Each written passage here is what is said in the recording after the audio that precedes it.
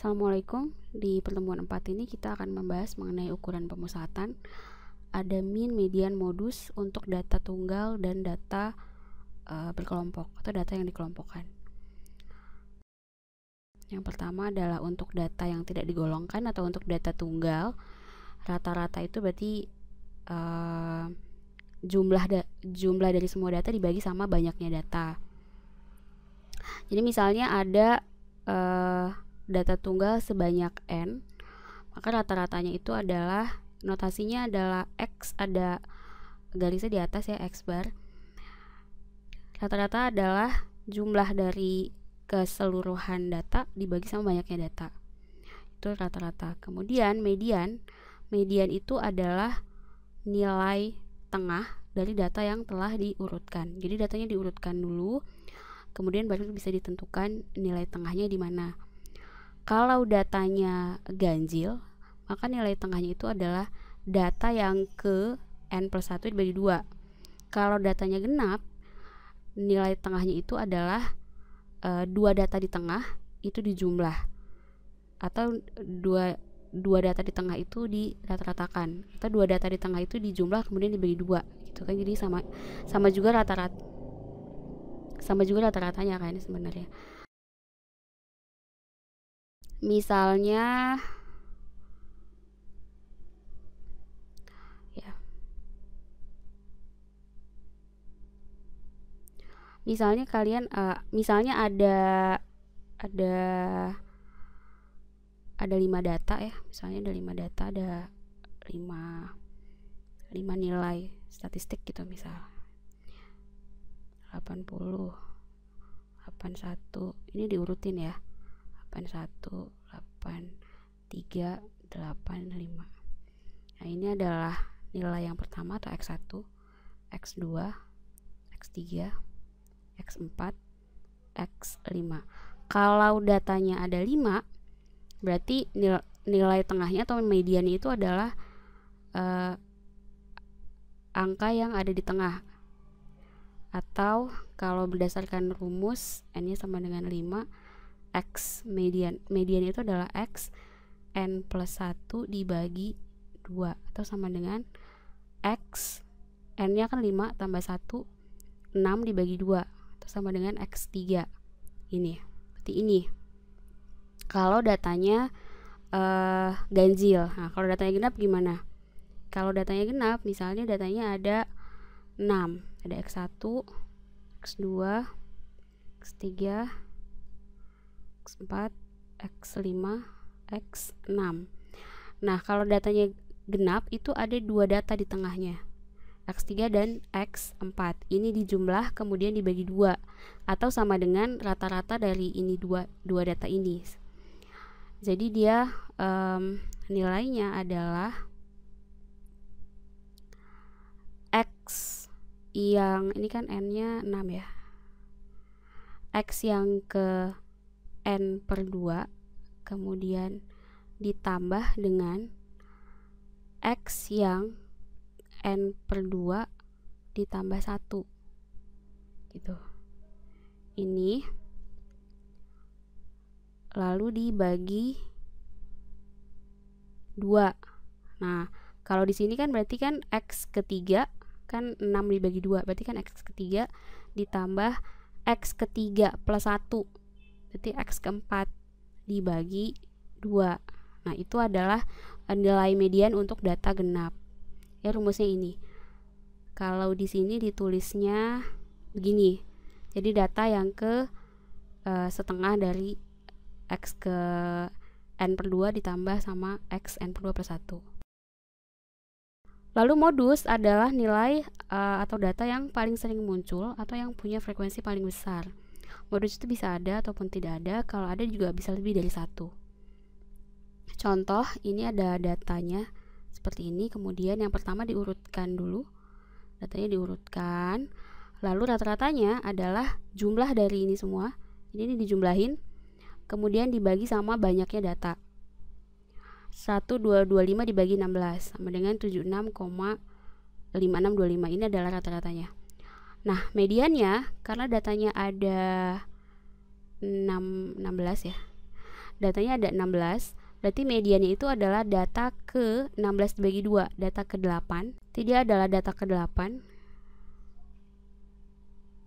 Ini tuh 1, 2, 3, 4, 5, 6, 7, 8 data ini ditambah sama data yang sebelahnya, karena datanya genap ya, dibagi 2. Jadi dia 80 plus 81 dibagi 2.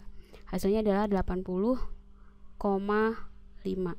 Kemudian ini ya 80,5. Kemudian modus itu adalah data yang paling banyak atau yang paling sering muncul. Di sini nampak bahwa data yang paling sering muncul adalah data 81. 81-nya dia ada 2. Kalau misalnya di sini 81 81 kemudian 82 82, berarti modusnya ada 2. 81 dan 82. Karena yang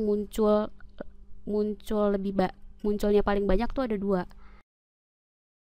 Kemudian rata-rata ukur atau rata-rata geometri adalah rata-rata yang diperoleh dengan mengalihkan semua data dalam sampel, kemudian diakar pangkatkan. Ini rumusnya. Lalu contohnya misalnya ini untuk data suku bunga bank. Biasanya memang digunakan untuk data suku bunga bank.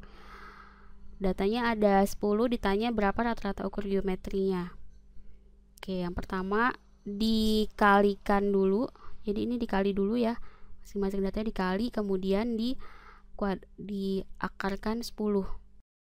Hasilnya adalah sekian, hasilnya 6,09. Kemudian bisa juga pakai rumus yang lain. Jadi kalau misalnya kalkulatornya nggak cukup gitu, bisa di login dulu. Jadi log dari masing-masing data, kemudian dibagi 10. Log 6,75, log sekian, log sekian, log sekian, dicari lognya, lalu dibagi 10. Kemudian dapatkan log G, lalu diantilogkan. Antilog dari sini dapatnya 6,095. Hasilnya sama dengan rumus yang sebelumnya. Lalu ada juga yang disebut dengan rata-rata harmonik atau harmonic average. Rata-rata yang dihitung dengan cara mengubah semua data menjadi pecahan. Jadi ini rumusnya, misalnya ini contohnya ada pertandingan bridge dari 10 meja. Dia hasilnya seperti ini. Nah, berapa rata-rata harmoniknya? Ini di setiap data dibagi dulu, di 1/7, 1/6 gitu dibagi. Kemudian 10 banyaknya data dibagi sama hasil penjumlahan tadi itu. Hasil bagi terus dijumlahkan ini. Hasilnya adalah sekian. Nah, ini disebut rata-rata harmonik. Kemudian yang ini tadi disebut dengan rata-rata geometri. Rata-rata yang ini disebutnya dengan rata-rata aritmatika. Jadi dijumlahkan kemudian dibagi. Nah, itu rata-rata aritmatika. Baik. Selanjutnya adalah untuk data yang digolongkan. Sebetulnya konsepnya sama. Jadi total keseluruhan data dibagi sama total datanya, banyaknya data dibagi sama banyaknya data. Tapi kalau di data yang digolongkan, kita menggunakan tanda kelas atau titik tengah. Tanda kelas ini kemudian dikalikan dengan frekuensi lalu dibagi sama banyaknya data. Modusnya mencari modus itu bisa didekati dengan frekuensi, bisa didekati dengan proporsi. Di sini saya gunakan modus yang didekati dengan frekuensi gitu. Jadi kalau kalian menemukan rumus modus yang lain bisa juga. Jadi rumusnya nggak cuma satu. Ini rumusnya nanti kita lihat penggunaannya di bawah. Ya, median juga sama. Dia bisa didekati dari frekuensi dan bisa didekati dari proporsi. Kalau di sini saya gunakan yang proporsi. Anda mungkin menemukan rumus yang lain untuk mencari median, nggak apa-apa, sama aja. Ya, contohnya adalah ini. Ini adalah daftar distribusi frekuensi. Ini adalah contoh, ada nilai, ada frekuensinya, kemudian ada proporsi. Mencari proporsi gimana? Proporsi itu adalah frekuensi dibagi sama banyaknya data. Jadi ini adalah 3 dibagi 16. Kalau ada perbedaan ini kemungkinan karena saya ngitungnya di Excel ya.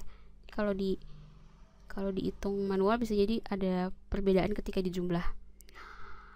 Lalu ini 0 per 16, yang ini adalah 2 per 16 gitu, dan seterusnya. Ini adalah 8 per 16 gitu, dan seterusnya. Proporsi kumulatif yang pertama itu langsung ngambil dari sini. Ini langsung ngambil di sini nih, sama nih dia. Ya, sama-sama 0,178. Yang kedua adalah ini, data yang di atasnya dia ditambahkan dengan data yang ini 0. Jadi ini ditambah hasilnya 0,1875. Kemudian ini ditambah dengan yang ini,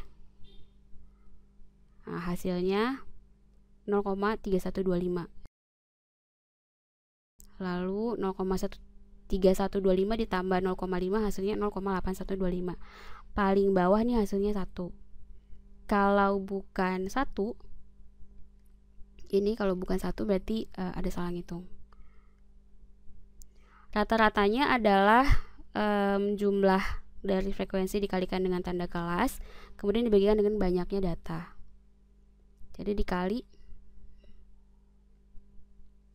yang awal 3 dikali 50, yang ini 3 dikali 50, 0 dikali 60, 2 kali 72, 8 dikali 83, 3 kali 94, kali, kemudian dijumlah dibagi 16. Hasilnya adalah 77,5. Kalau ada yang seperti ini diselesaikan dulu satu-satu. Jadi ini dulu diselesaikan, ini diselesaikan, baru kemudian dijumlah. Jadi jangan kalian masukin langsung seperti ini di kalkulator. Nanti bisa jadi salah hasilnya. Kemudian ini tadi cara menghitung proporsi ya. Lalu modus.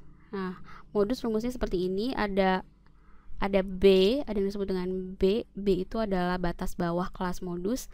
Ada P panjang kelas modus, ada B1, ada B1 plus B2. Modus itu secara konsep adalah data yang paling sering muncul, atau kalau di data yang berkelompok, data yang frekuensinya paling banyak.